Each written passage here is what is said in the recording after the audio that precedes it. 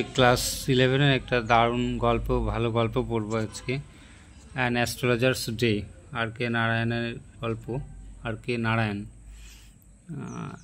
তো এটা একটা দারুণ thrilling comedy, little bit thrilling গল্প। দেখবে একটা সাধু, ভণ্ড সাধু অ্যাস্ট্রোলজার, যে ভবিষ্যৎ বক্তা, ভবিষ্যৎকে বলতে পারে, প্রেডিক্টর বা ফোরটেলার বা ফোরসিয়ার বলে। A person who can foresee the future, যে ভবিষ্যৎ দেখতে পায়, তার একটা বেশ মজার গল্প। আর কে নারায়ণ রয়েছে ক্লাস 11-এর, রয়েছে ফার্স্ট সেমিস্টারে।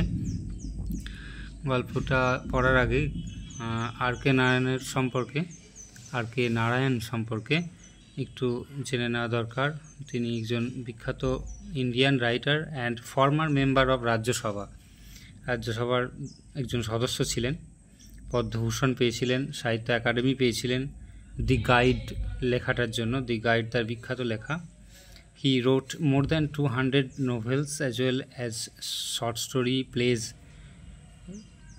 রাজম অ্যান্ড মণি তার বিখ্যাত শর্ট স্টোরি। মালগুড়ি ডেজ একটা কাল্পনিক শহর, যেটাকে তিনি কল্পনা করে তার সমস্ত গল্পগুলোকে তুলে ধরেছেন। অ্যান্ড তাকে উইলিয়াম ফকনারের সঙ্গে তুলনা করা হয়। যেমন উইলিয়াম ফকনার একজন একটা কাল্পনিক শহরকে কল্পনা করে তার লেখাগুলো লিখেছেন। তার আরও বিখ্যাত সব লেখাগুলো রয়েছে। The bachelor of arts, the English teacher, Swami and friends তার অটোবায়োগ্রাফি। বিখ্যাত লেখক, একজন ভারতীয় লেখক। তো কাল্পনিক দক্ষিণ ভারতীয় শহর মালগুড়ির পটভূমিকায় লেখা তার রচনাগুলির জন্য বেশি সমাদৃত তিনি। তার পুরো নামটি হলো রসিপুরম কৃষ্ণস্বামী নারায়ণ, আইয়ার নারায়ণ স্বামী। ইংরেজি ভাষায় ভারতীয় সাহিত্যের প্রথম যুগের 3 জন পুরোধা ছিলেন অন্যতম নারায়ণ, বাকি 2 জন ছিলেন মুলকরাজ আনন্দ ও রাজা রাও। তারাই এই সাহিত্যকে বিশ্বের সুপরিচিত করে তুলেছিলেন। সাধারণ জীবনের মধ্যে থেকে হাস্যরস ও জীবনী শক্তি বের করে আনার তার অন্য গুণ ছিল। তো গল্পে প্রবেশ করবো এবার। অ্যান অ্যাস্ট্রোলজার্স ডে, একটা সাধু বা ভবিষ্যৎ বক্তার একটা দিন। দেখব কেমন করে একজন ব্যক্তি আগে বাড়িতে মারপিট করে, খুন করে এসে সাধু হয়েছিল, এবং পরে সেই ব্যক্তি তার কাছে চলে আসে। মারপিট করে একজনকে। বেশ থ্রিলিং গল্পটা, মজার গল্প, এবং একটু কমেডি বা ভণ্ড যে ব্যাপারটা থাকে, সাধু, সেই ব্যাপারগুলো রয়েছে। অ্যাস্ট্রোলজার একজন যিনি ভবিষ্যৎ দেখতে পান। Punctually at midday he opened his bag. একদম নিয়মনিষ্ঠভাবে দুপুরবেলায় সে তার ব্যাগটা খুলে বসে। And spread out his professional equipments, তার পেশাদারিত্বের সমস্ত জিনিসপত্রগুলো ছড়িয়ে বসে পড়ে। Which consisted of a dozen cowrie shells, যেখান মধ্যে ছিল 1 ডজন কৌড়ি shell. A square piece of cloth, একটা চৌকো মতো কাপড়। With obscure mystic charts on it, এবং তার মধ্যে অদ্ভুত ধরনের চার্ট রয়েছে তার উপরে আঁকা। এ নোটবুক, একটা নোট বই। And a bundle of palmyra writing, এবং এক গুচ্ছ পাণ্ডুলিপির মতো লেখা কিছু। His forehead was resplendent with sacred ash and vermilion, তার কপালটা চকচক করছে, উজ্জ্বল হয়ে রয়েছে। পবিত্র কোনো ছাই নিয়েছেন তিনি। অ্যান্ড ভার্মেলিয়ান, সিঁদুর এঁকে নিয়েছেন তার কপালে।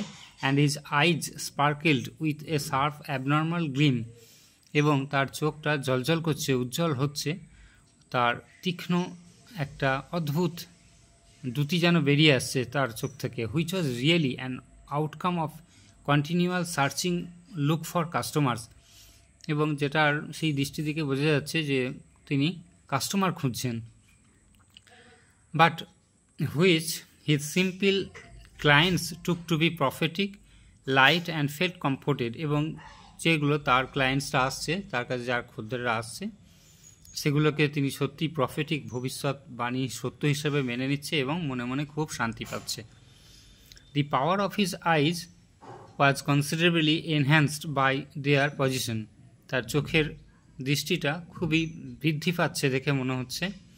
বাই দি পজিশন, যে ভাবে তিনি বসে আছেন, placed as they were between the painted forehead and the dark whiskers which streamed down his chicks.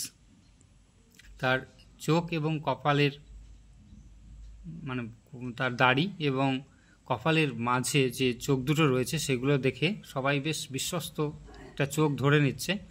Even a half wit's eyes would sparkle in such a setting, যেন মনে হচ্ছে অর্ধ উন্মিলিত চোখটাও অনেক কিছু বলে দিচ্ছে। To crown the effect he wound a saffron coloured turban around his head. এই ব্যাপারটাকে তিনি আরও জীবন্ত করে তোলার জন্য তিনি তার মাথায় একটা গেরুয়া বর্ডের পাগড়ি জড়িয়ে নিয়েছেন। This colour scheme never failed, এই কালার এই বর্ণের ব্যাপারটা কখনো ব্যর্থ হয় না। People were attracted to him, লোকেরা তার দিকে আকর্ষিত হয়ে এমনভাবে আসছে যেমন করে মৌমাছিরা ছুটে যায়। Attracted to cosmos or dahlia stalks, ডালিয়ার ফুলের বৃন্তের দিকে যেমন করে মৌমাছিরা ছুটে যায়। He sat under the boughs of a spreading tamarind tree, তিনি বসেছিলেন একটা ডালের তেঁতুল গাছের ডালের নিচে। Which flanked a path running through the town hall park, যেটা টাউন হল পার্কের দিকে রাস্তাটা চলে গেছে। It was a remarkable place in many ways, এটা বেশ দারুণ উল্লেখযোগ্য জায়গা অনেক দিক দিয়ে। এ সার্জিং ক্রাউড, প্রচুর জনতা এখানে ভিড় করে। Was always moving up and down this narrow road, এই সরু সংকীর্ণ গলি দিয়ে অনেক লোক যাতায়াত করে। মর্নিং টিল মিডনাইট, সকাল থেকে একদম মধ্যরাত্রি পর্যন্ত। A variety of trades and occupations was represented all along its way, বিভিন্ন ধরনের ব্যবসা কাজকর্ম, বিভিন্ন পেশার মানুষের যাতায়াত এদিকে।